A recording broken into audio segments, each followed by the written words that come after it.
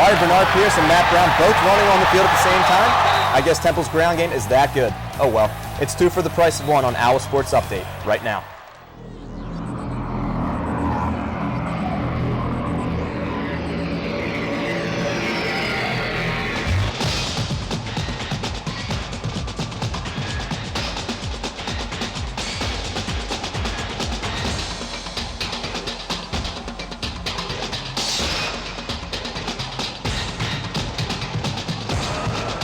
Hello and welcome to another edition of Owlsports Update. Alongside Dave Richardson, I'm Andrew Rubin. Coming up on today's show, you truly cannot have one without the other. We'll take a look at 2 standout soccer lovebirds and also catch up with the nationally ranked men's and women's basketball teams at Cherry and White Night. Speaking of good things that come in twos, Bernie and the Bug were back at it again against Buffalo, and they both accomplished something that hadn't been done before.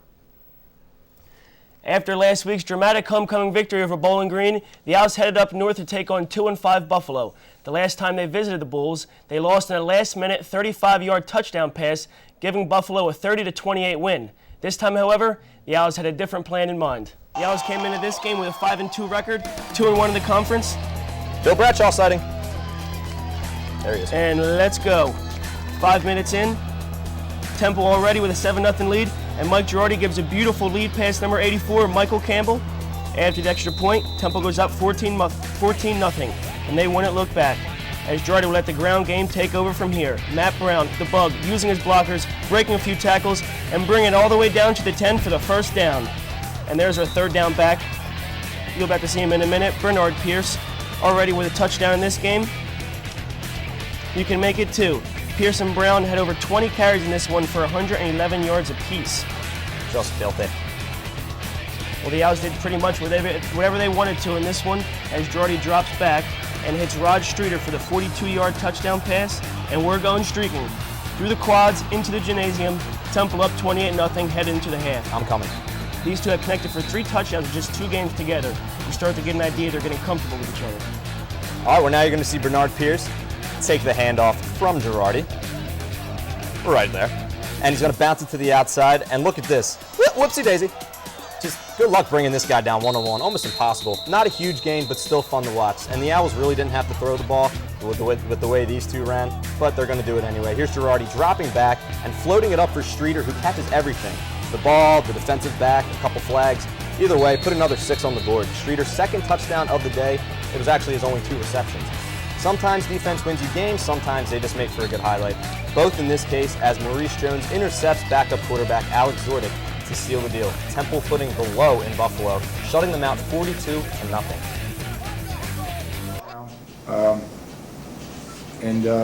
We've been able to keep his reps down. No, we haven't even taken into consideration yet because, really we're not bowl eligible yet with the MAC conference. They're so tight with their bowls that having 6 wins really doesn't mean anything in the MAC. Well, for the first time in school history, Temple is on the brink of back-to-back bowl appearances. One possibility is traveling south to Mobile, Alabama for the GoDaddy.com Bowl. Bound to be some great commercials in that one. Or how about Detroit for the Little Caesars Pizza Bowl? Pizza. I missed that little pizza guy. Whatever happened to him? Another possibility could be the U Drove Humanitarian Bowl in Boise, Idaho. And why not? Arizona's always beautiful. Maybe travel to Glendale for the BCS Championship. Auburn, Oregon, Boise State. They don't scare anyone. Not only do the Owls get recognized as a team with their second year of bowl eligibility, but they also get recognized individually as well, with a little bit of bling. Owlsports' Rudy Mezzi has more. 2010 Temple Owls football team looks good.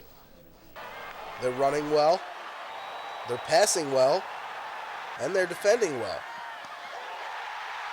And when they do what they're supposed to, they get rewarded with diamonds on their helmets.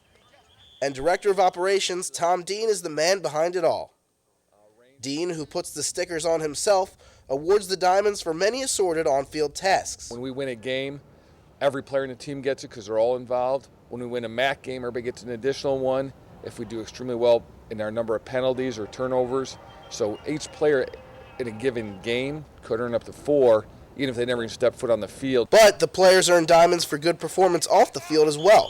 They can get diamonds for academic progress and doing work in the community. And fans want to know, who's got the most bling? Jaquan Jarrett's right up there. Elijah Joseph, Muhammad Wilkerson, Bernard, Matt Brown. Those guys traditionally have the most. We know they're tough going up against the opponent, but this is a game where they compete against each other. As soon as I'm putting them on their helmets, they start counting like who got the most, and every week they'll, especially at this point in the season where some of the guys' helmets are getting pretty full on the back, they'll go through and count and make sure and compete. They say diamonds are forever. Well, for the Temple Owls football team, they're only for 13 weeks, because every Owl knows that no matter how many diamonds they achieve, next season everyone starts with a clean slate. And from football to football we go. The men's soccer team came into this past weekend with a 4-6-2 record and 2 big conference games to play. But don't be fooled. 5 of those 6 losses came by just 1 goal. Let's see if that trend would continue. We're going to pick this one up in the first half and second half until Connor DeVivo rips a shot on goal in the 60th minute. UMass takes a 1-0 lead. Despite the Owls scoring problems this year, they do not give up. Last week's Soccer 6 Player of the Week, Cody Calafiore, used his noggin, but doesn't find the net. And closing minutes of the game, Temple trying to find the equalizer as Max Kinderwater and Calafiore give a little go-and-go action, but Kinderwater's shot is off the mark, and the Owls drop yet another 1-goal game. And following the Owls' 1-0 loss to UMass on Friday, they were back at Ambler again on Sunday versus Rhode Island Rams. And like Friday, this was a 1-0 game as well. But the Owls coming out on top this time. Andrew Dobbs had the lone goal of the game, finding the back of the net in the 64th minute of play. And as for the women's, last Friday the women traveled to UMass, and from the first minute till the end, UMass was in full control. All 5 goals came in the first half, but the Owls successfully rebounded Sunday at Rhode Island. After falling behind early, Nikki Kahn recorded the tying and winning goals for Temple, giving her 10 on the season. She's the first Owl since 2000 to reach this milestone, which has only happened 3 times in Temple's history. Well, when Nikki Kahn isn't kicking goals on the soccer field, she's kicking back with her significant other. But here's the kicker. It's Tyler Whitmer of the men's soccer team. How sweet. Update Samantha Earhart has more on Temple Soccer's King and Queen.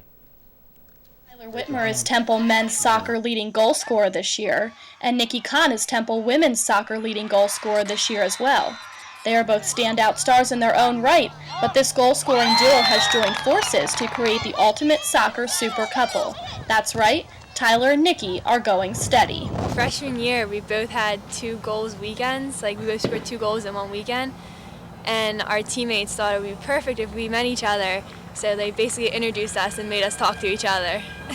Tyler and Nikki, both junior kinesiology majors, have led the team in scoring in the past 2 years and received All-Atlantic 10 team honors. But even with all these accolades, Whitmer and Kahn agree without each other in their lives, they wouldn't be nearly as happy.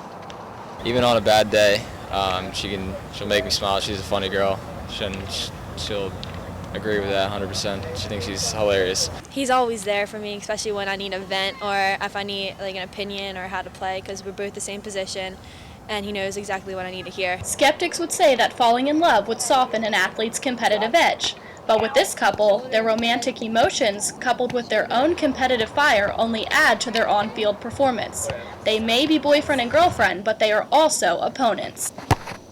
We have competitions, so we get really mad at each other when we call each other out. We are both forwards, so we have goals. We want to know who scores the most goals. And when I score a goal in the week and he doesn't, I make fun of him, and then we get in an argument. Tyler and Nikki, 2 of Temple's best athletes, share a relationship that stems from the sport they play. But their connection goes far past the soccer pitch. As you'll see, they know each other on a much deeper level. Oh, vanilla. I like vanilla. Her favorite class was how to be Mosaic because I was in it. Wow. Wow. That's a little too much. But he likes to fart in front of me. Special K with the strawberries in it, right? Yogurt. I can't Yogurt. He got it. He messed up once. What? It's yogurt, not the strawberries. Either way, it seems to work for these soccer stars. For Owlsports, I'm Samantha Earhart. Just adorable. It hasn't quite been the greatest of runs for Temple's women's volleyball team. They're just 1-5 in the month of October and have failed to win a set in their last 2 matches. The Owls hosted Duquesne on Sunday to try to dig themselves out of the recent winning drought. Dig is a volleyball term, by the way, in case you didn't know. Ladies in the huddle, oh, no, they're not. We're already starting, and there's an ace right there, and there's Pierre, who had the ace before. She gave it the little knuckle, curve, slurve, serve. I made that up, but that's what it looked like. Now, they always told me you're not allowed to wear spikes on the gym floor, but Duquesne's doing a little spiking of their own. And, yep, that just happened too. They just completely ran away with this. Temple falls 3-0 again. That's now 3 games in a row losing in straight sets. They'll try to reverse things when they travel to Duquesne again. They'll be playing them, and that'll be tomorrow. Well, the fall season is far from over, but it's time to start talking about the winter sports. Yes, basketball season is here, and it's time to celebrate its arrival. Jillian Marshall is in the newsroom to kick off the 2010-2011 season. Hi, Jill. Hello, Jillian. Thanks, guys. For the first time in a long time, Temple's men and women's basketball teams will start the season nationally ranked. Temple fans are excited to get the ball rolling, and their enthusiasm showed at McGonigal Hall on Tuesday night. Hundreds of people, a full pep band, diamond jump dancers, and cheerleaders all came to Cherry and White Night in support of 2 teams, the Temple men's and women's basketball team. Cherry and White Night is the kickoff of Temple's basketball season. For the men, the 3-time A10 champions have a lot to look forward to this season, and after ending their season in their 7th consecutive NCAA tournament, the women feel the same way. We just wanted to show everybody what we can do and make sure we can get some fans in the stands to cheer, that we're working hard for them. I'm feeling really good this year. I think the guys, we had a tough preseason. The workouts and everything. I think we're might be better than last year. I'm not sure if we'll win 29 games, but I think we're going to be really good this year. Cherry and White Night is not only exciting for the fans, but also for the players, and they can have a little bit of fun before the real season begins. With only 3 Cherry and White Nights in Temple's history, it has become a staple to the start of the basketball season. But for senior players, it marks at the beginning of the end.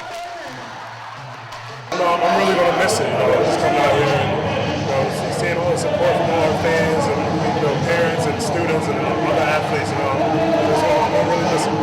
It's bittersweet, but I've had a good ride. I'm excited. We're excited for the season, so it's great things going to happen this year. It's easy to feel this way, especially when both teams are heading into the season with national rankings. On November 12th, the men will open their season at home against Seton Hall, and only hours earlier, the women will host Ohio State. Guys, back to you. Jill. And college football guru Phil Steele has released his All-MAC midseason honors, selecting 9 players from the Cherry and White.